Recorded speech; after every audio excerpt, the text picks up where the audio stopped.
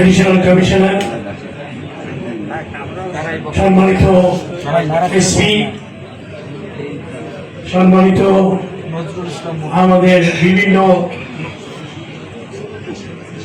খুলনা মেট্রোল পুলিশের deputy commissioner, DC traffic, আমার এই শহরের সম্মানিত নাগরিকবৃন্দ, সাংবাদিকবৃন্দ,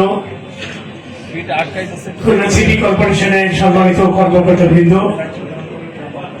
রাজনৈতিক নেতৃবৃন্দ, আন্দোলনের শহীদ এবং প্রয়াত পরিবারের সদস্যবৃন্দ, দীর্ঘ আন্দোলনের আহত কর্মীবৃন্দ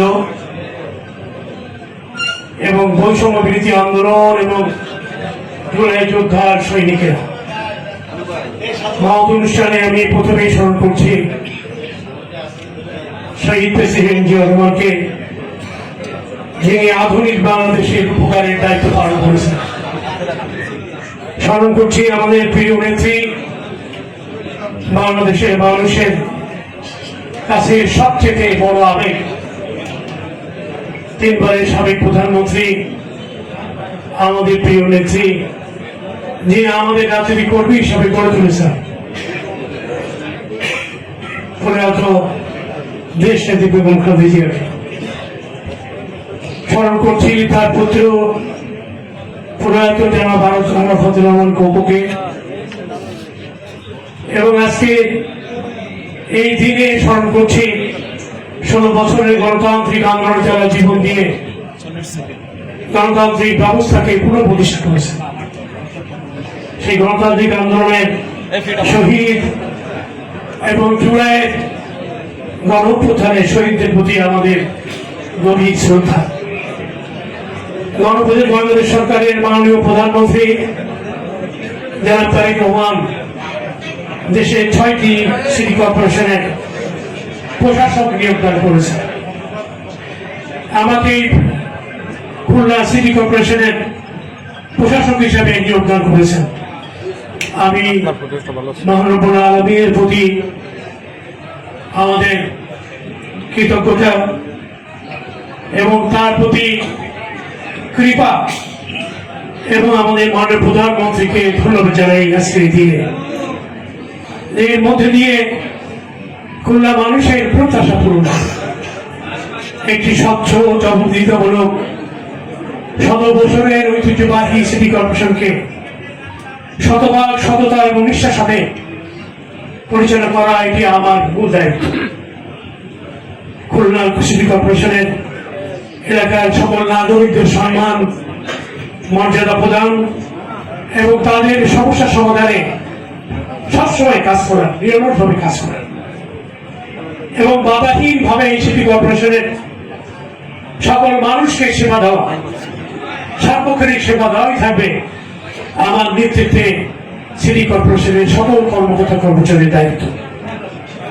এটি পরিচ্ছন্ন সবুজ শহর, পরিকল্পিত পয়ঃনিষ্কাশন ব্যবস্থা, চাঁদাহীন, মাদকহীন, মশকহীন, নিরাপদ খুলনা গড়াই থাকবে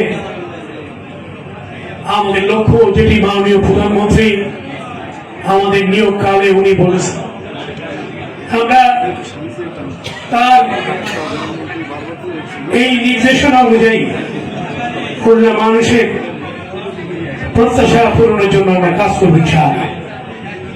মাননীয় প্রধানমন্ত্রী বলেছেন জনগণের পাশে থেকে জনগণের সমস্যাটা জানার চেষ্টা এবং সেটি বাস্তবায়নের জন্য সরকারের কাছে পরিকল্পনা প্রেরণ করা। এবং তিনি আগ্রহভাবে বলেছেন খুলনাকে নতুন করে সাজানোর জন্য তার ইচ্ছা আছে এবং সেই ইচ্ছা পূরণের জন্য তিনি আমাদেরকে দায়িত্ব অর্পণ করেছেন কাজ করার। আমি এই আমার সমকালীন সময় দায়িত্ব পালনের সময় আমি জনগণের সহযোগিতা চাই, আপনাদের সহযোগিতা চাই এবং আমি মনে করি যে একটি আধুনিক খুলনা গঠন, নিরাপদ এবং পরিচ্ছন্ন শহর গড়তে সিটি কর্পোরেশনের সামর্থ্য অনুযায়ী তারা চেষ্টা করবে। সেই সাথে জনগণ যুক্ত হলে এই কাজটি সঠিকভাবে প্রতিপালিত হবে। আমি সকাল থেকে রাত অবধি আমি কাজ করতে চাই এবং আপনাদের কল্যাণে কাজ করতে চাই। আমি আপনাদেরকে আশ্বস্ত করতে চাই, কারোর প্রতি বিরাট ভাজন কিংবা প্রতিহিংসা আমার মনে কখনোই কাজ করবে না ইনশাআল্লাহ। এবং সকলেই আমার কাছ থেকে নাগরিক সেবা পাবেন এবং সকল রকমের সুবিধা পাবেন। বিজ্ঞানের বিশেষ করে সাংবাদিক ভাইরা আছেন, গত এক সপ্তাহে তারা খুলনা সিটি কর্পোরেশনের নানা বিষয়ে তারা পত্রিকায় সংবাদ তুলে ধরেছে, আমি সেগুলি রেকর্ড করেছি। আমি প্রত্যেকটি বিষয়ই আমাদের সিটি কর্পোরেশনের সকলকে নিয়ে সেই বিষয়গুলি নির্দেশ করার চেষ্টা